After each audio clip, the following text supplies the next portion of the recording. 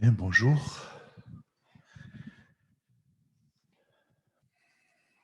Merci d'avoir prié, Mathieu. On en a toujours besoin. C'est pas juste de la tradition. Pardon, je parle doucement, en plus avec le masque. Dimanche dernier, on fêtait le dimanche de Pentecôte.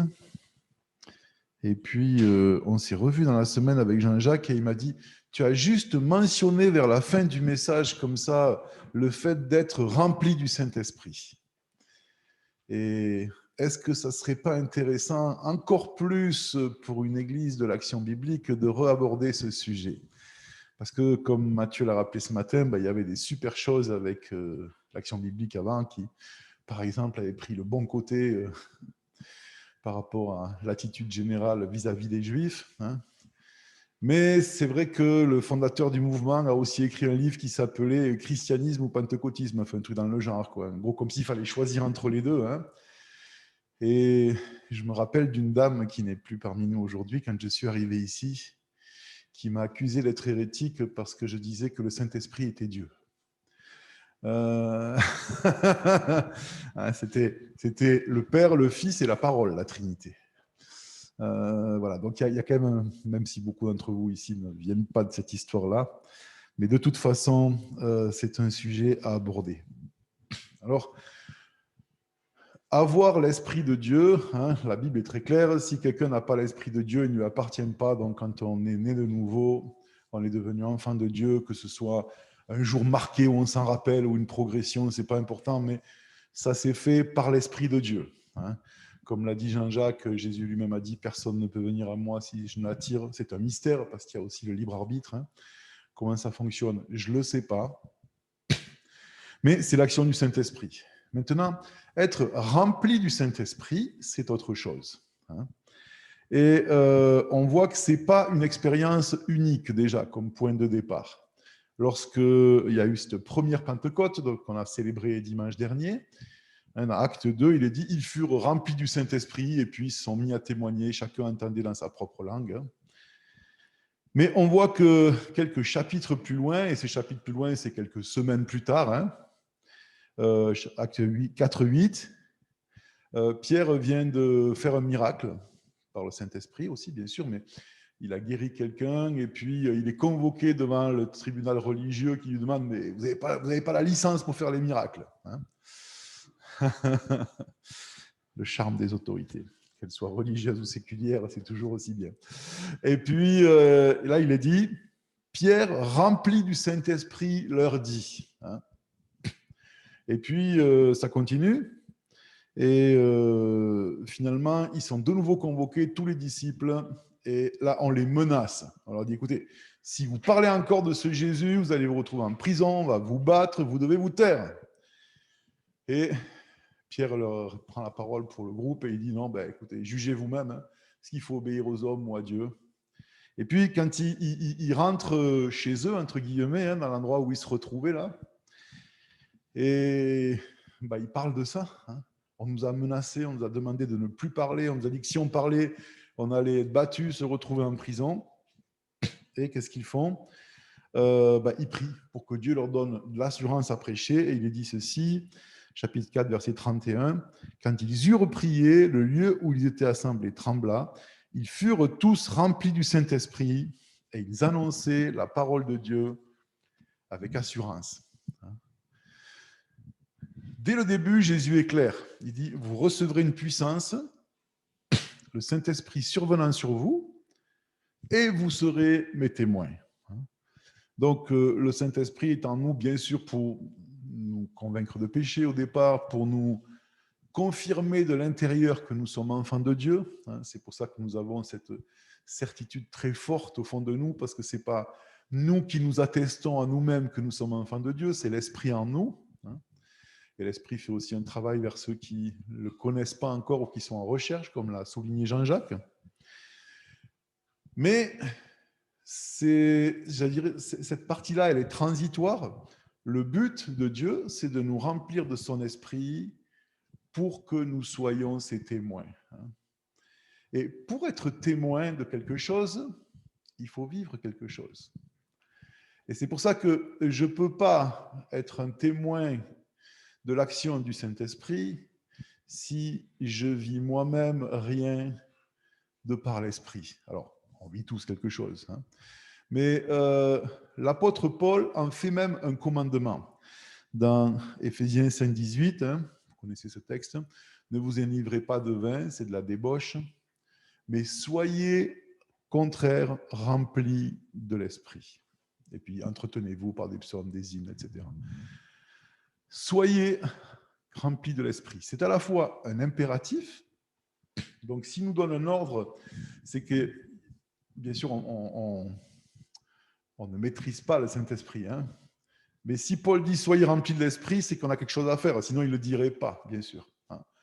Ça se ferait tout seul, ou ça ne se ferait pas. Et en plus, dans la façon dont c'est écrit, on n'a pas l'équivalent en français, ça serait plus facile en anglais, hein. Soyez continuellement en train d'être remplis du Saint-Esprit. Parce que, vous vous rappelez, il y a quelque temps, j'ai parlé des citernes crevassées. Nous sommes des récipients qui fuient. Donc, être rempli, c'est bien, mais si on veut garder, hein, bon, déjà, même si on arrive à boucher les trous et qu'on garde, bah, au bout d'un moment, ça croupit, c'est pas bon. Mais en plus, on est crevassé. Donc, c'est pour ça que nous avons besoin d'être continuellement remplis du Saint-Esprit. Alors, honnêtement, c'est un sujet qui est... Ben, il y a beaucoup de choses qui ont été dites dessus, hein, et je ne pense pas qu'il y ait une méthode ou quelque chose qui ferait qu'on peut être rempli du Saint-Esprit comme ça. Par contre, il y a des éléments très clairs dans la parole de Dieu qui nous donnent des pistes pour vivre en étant rempli de l'Esprit. Ce que je voudrais dire déjà avant d'aborder ça, c'est nous sommes...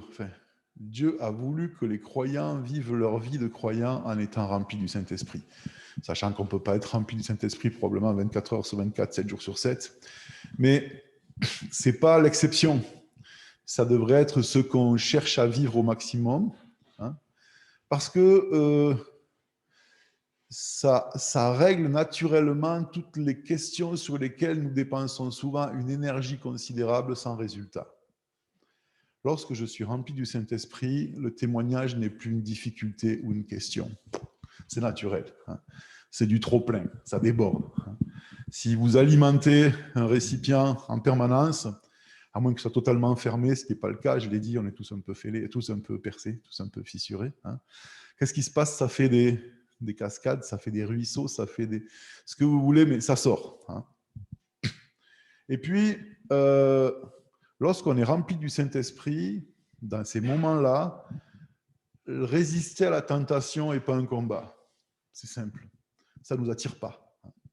On n'est pas toujours dans cet état-là. Mais quand on est rempli du Saint-Esprit, même nos faiblesses ne sont plus des faiblesses dans ce moment-là. On verra que paradoxalement, c'est parfois ou souvent nos faiblesses qui nous amènent dans le bon état d'esprit pour être remplis. Mais lorsqu'on est rempli, il n'y a plus de lutte contre le péché. Parce qu'on est rempli, il n'y a plus de place pour autre chose, hein. Et enfin, lorsqu'on est rempli du Saint-Esprit, on résiste bien à la pression des problèmes comme à celle du péché, je l'ai dit.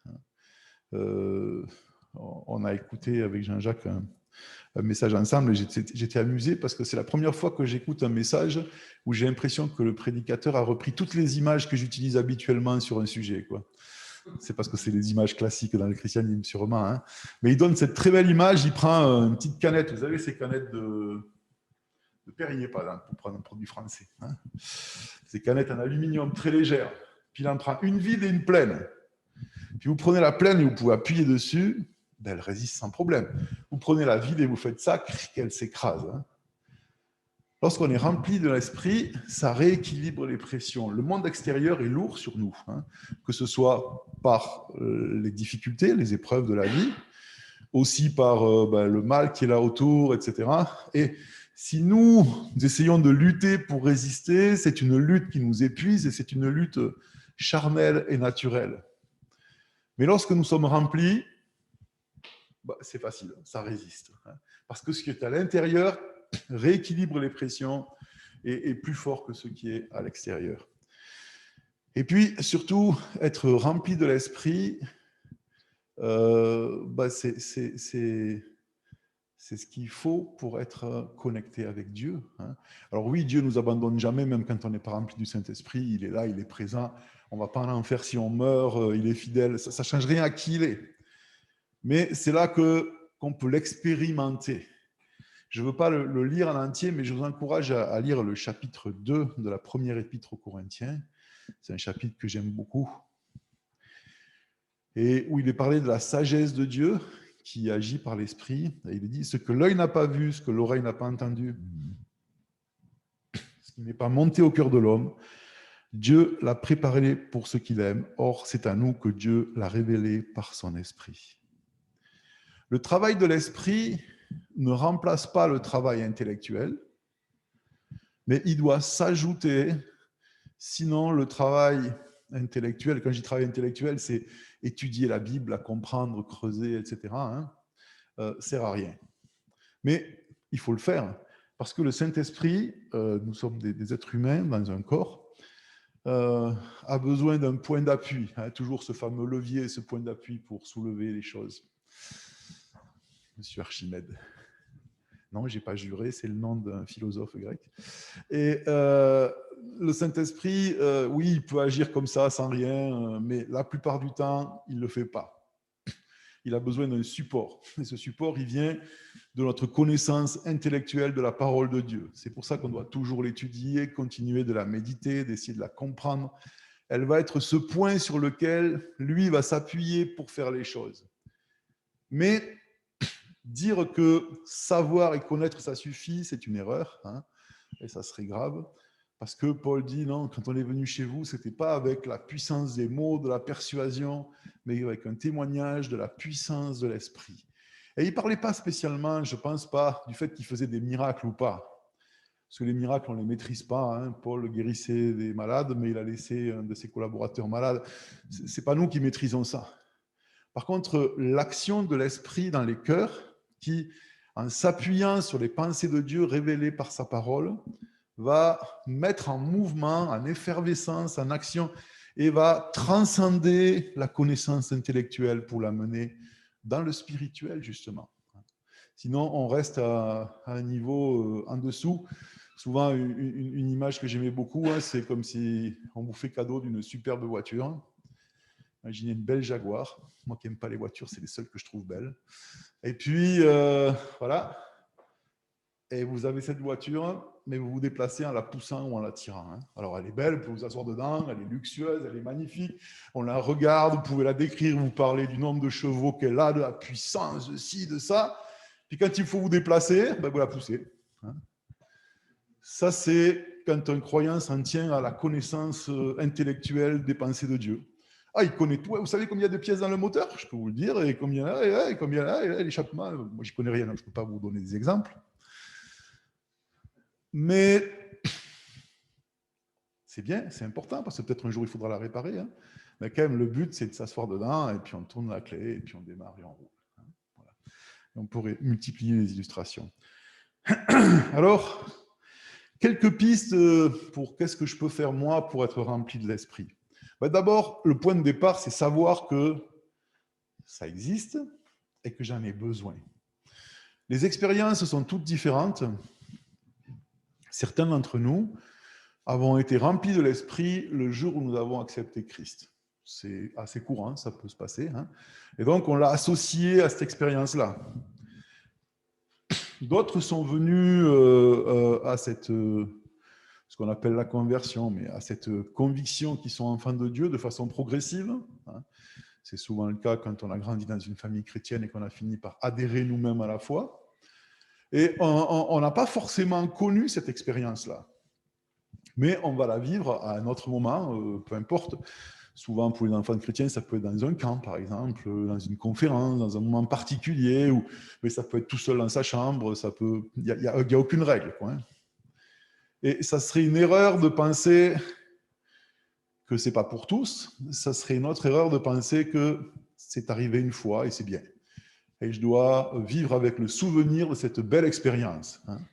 Non, Paul dit, soyez continuellement en train d'être remplis de l'esprit. Donc, je dois savoir que ça existe, que ce n'est pas unique et que ce n'est pas exceptionnel. C'est ce que Dieu veut pour le croyant, même si on n'y accède pas tout le temps. Parce que forcément, si je pars de l'idée que ce n'est pas pour moi, si Dieu veut le donner, il le donnera bien. Hein. Non, ça ne se passe pas comme ça. Oui, il veut le donner, bien sûr, mais moi, je dois faire ce que j'ai à faire, ce qui n'est pas une œuvre. En fait, dans mes images personnelles, j'aime utiliser le fait que pour être rempli de l'esprit, il faut des alignements. Parce que je suis toujours sur cette image de l'eau qui coule, par exemple, dans un tuyau. Il y a une arrivée. Et puis, si l'autre conduite qui doit réceptionner, elle n'est pas alignée avec celle qui arrive, l'eau, elle coule, mais elle coule à côté. Puis nous, on doit aligner un certain nombre de choses pour pouvoir être rempli du Saint-Esprit. Premièrement, on doit aligner nos pensées avec les pensées de Dieu. Et ça, justement, c'est la partie qu'on peut faire. Parce que si je ne connais pas la parole de Dieu, et puis je vis juste sur Dieu, il est cool, il a créé l'univers, les oiseaux, les papillons, et quand je vois un coucher de soleil, c'est magnifique, ça me bouleverse, ce qui est super, je pense à ces choses-là aussi. Mais ça ne suffit pas. Ça, c'est la révélation générale.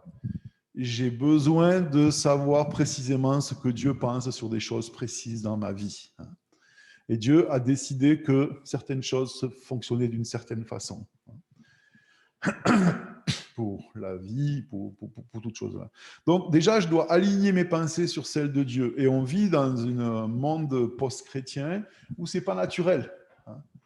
Une des participantes à notre groupe Alpha Life nous a dit, elle a 28 ans, jusqu'à il y a 2 ans, je ne savais pas qui était Jésus, le personnage historique.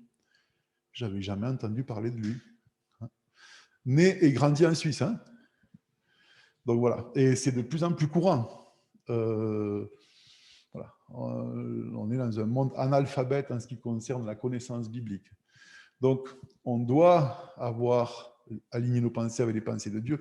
Mais pour nous qui sommes croyants, ce matin depuis longtemps déjà, pour tous, c'est plus qu'une connaissance théorique.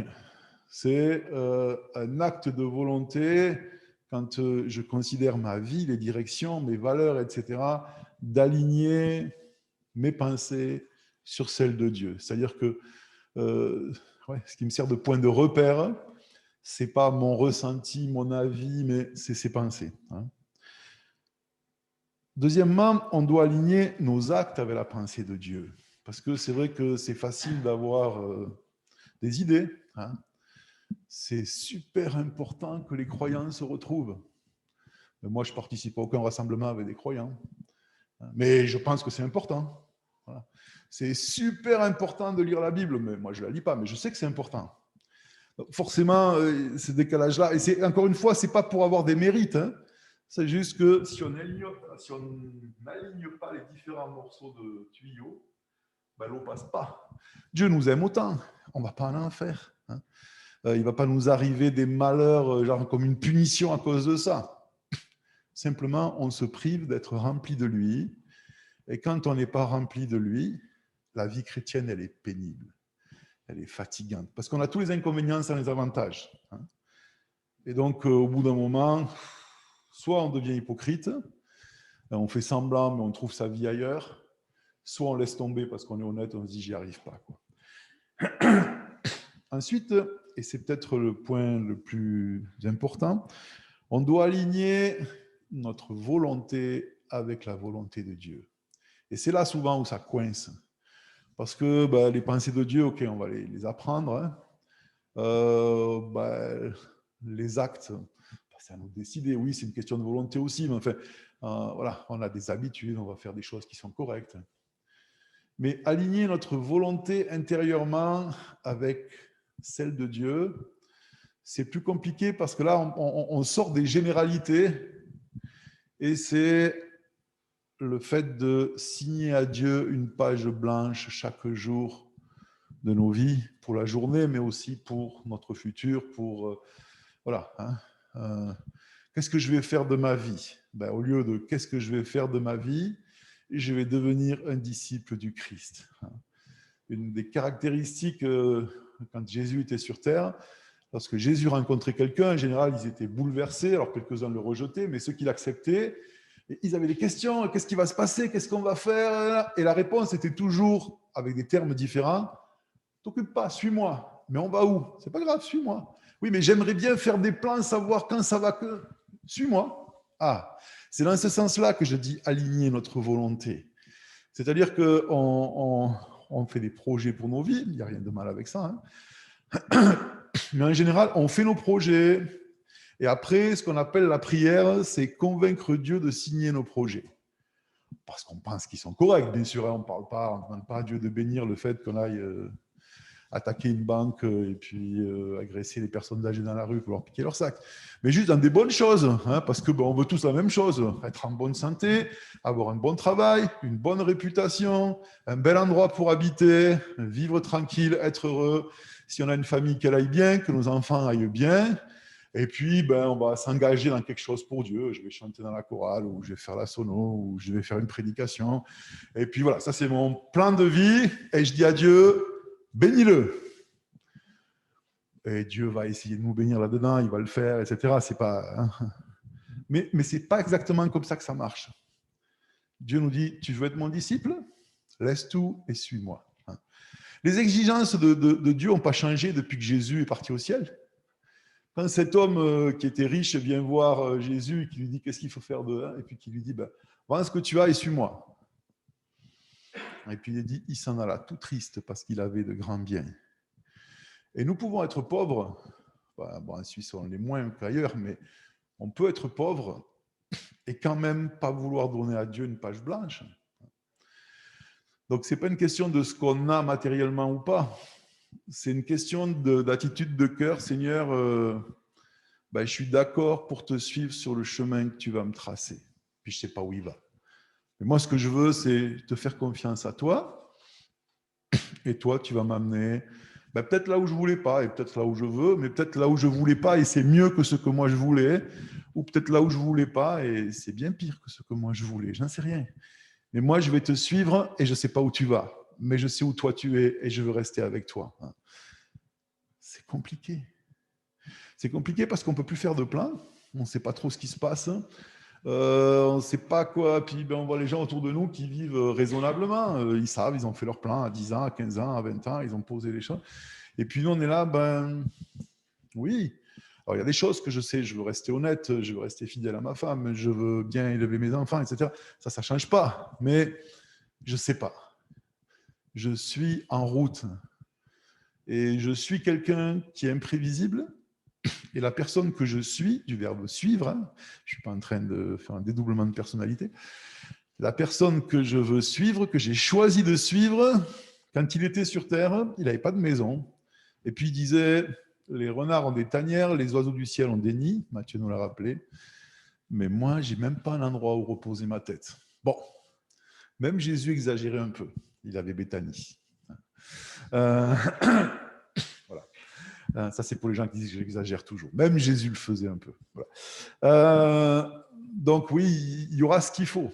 Mais c'est une des choses qui met le plus d'obstacles au fait qu'on soit rempli de l'esprit, c'est que on tient notre, il y a une arrivée avec de l'eau, puis nous on tient notre conduite à 1 mètre de là, et puis on dit fais un miracle, remplis là, fais un miracle, remplis là, fais un miracle, remplis là. Puis Dieu dit tu sais quoi, tu veux de l'eau, aligne-toi.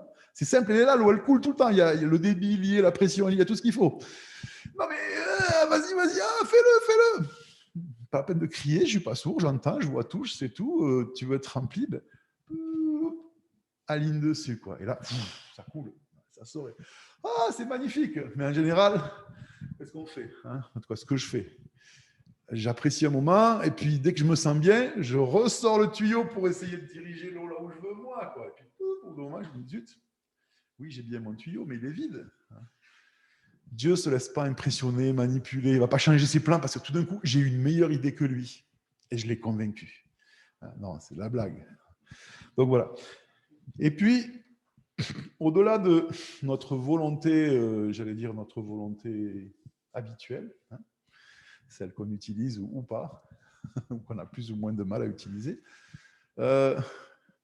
il existe la même chose dans le domaine de l'esprit. Parce que vous savez que nous sommes composés d'un corps, ça se voit, hein, plus ou moins visible pour certains, d'une âme et de l'esprit. Le corps, c'est simple. L'âme, elle comprend la volonté, l'intelligence, les émotions.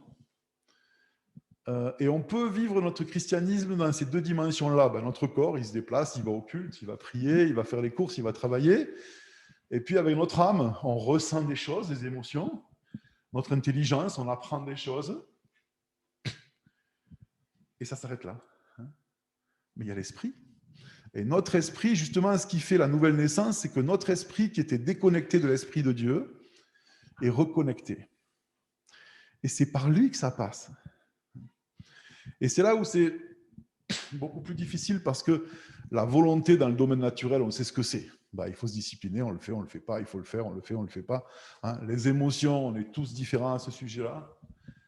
L'intellect, on a des capacités différentes, mais pour comprendre le minimum, on est à peu près tous équipés. Mais quand on arrive au domaine de l'esprit, c'est compliqué parce que justement, on n'a pas les mots précis pour en parler. C'est dans un domaine qui est à la frontière de la conscience, justement, par rapport à l'âme. Mais là aussi, dans notre esprit, il y a une volonté. Surtout une volonté qui peut dire non. Et c'est là souvent que tout se joue avec le fait d'être rempli de l'esprit, parce que pour être rempli de l'esprit, il faut que les précédents points soient alignés, hein, ma volonté, mes actes, mon désir, ma connaissance, etc. Et puis, il faut en plus que mon esprit soit tranquille et consente à être connecté à l'esprit de Dieu. Et en fait, c'est là que toute l'inconnu reste, hein, que ça reste un mystère, puisque c'est pas quelque chose, c'est pas une science exacte, on maîtrise pas. Mais c'est l'équivalent d'une pensée très à la mode aujourd'hui dans le domaine de l'âme, qui est le lâcher-prise. On enseigne ça partout. Il faut lâcher prise. Et lâcher prise au niveau de l'âme, c'est une chose qui est importante. Voilà, on va arrêter d'essayer de tout contrôler dans notre. Voilà. Mais on doit vivre ça au niveau spirituel. Et c'est pour ça, je disais au début, et j'arrive au bout, hein, je termine avec, c'est que souvent, paradoxalement, c'est quand je suis très faible que je vais, suite à ça, être rempli de l'esprit. Parce que quand je suis très faible, mon esprit n'est pas en train de vouloir faire quelque chose pour Dieu. Je suis juste... hein. Et en même temps, je suis consciemment consentant en disant à Dieu, écoute, voilà, fais-le. C'est quelque chose que je vous l'ai dit souvent, mais je le redis parce que je le vis régulièrement. C'est une des raisons pour lesquelles j'aime l'activité professionnelle que j'ai. C'est plus qu'une activité professionnelle, hein. Mais c'est parce que ça me met régulièrement dans cette situation. On est samedi soir, ouais, je peux étudier la Bible, ça je sais faire, il n'y a pas de souci. Parler sur un texte biblique, je peux faire, il n'y a pas de souci, comme je pourrais le faire sur n'importe quel texte. Je sais le faire, j'ai appris, j'ai des facilités, il n'y a pas de souci.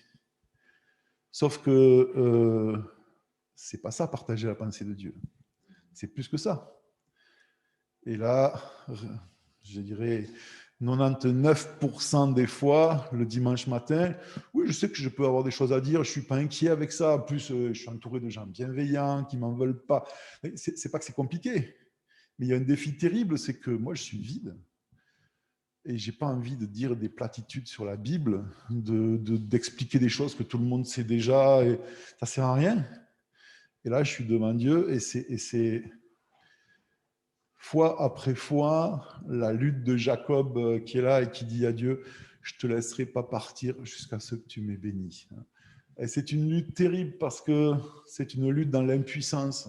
On ne peut pas le fabriquer, on ne maîtrise rien. Et justement, il faut un moment lâcher prise et dire à Dieu, écoute,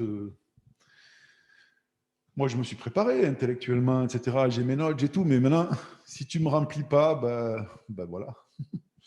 Je serai ridicule. Ça aura pas il n'y aura pas de contenu, ça ne va pas le faire, mais je ne peux pas non plus le fabriquer. Ce n'est pas du chantage, hein, c'est juste qu'à un moment, on se laisse tomber dans ses bras et puis on vient. Et la plupart du temps, on est rempli. Et c'est pour ça que je vais toujours mieux après qu'avant. C'est très égoïste, et peut-être pour vous, ce n'est pas efficace, mais pour moi, ça l'est.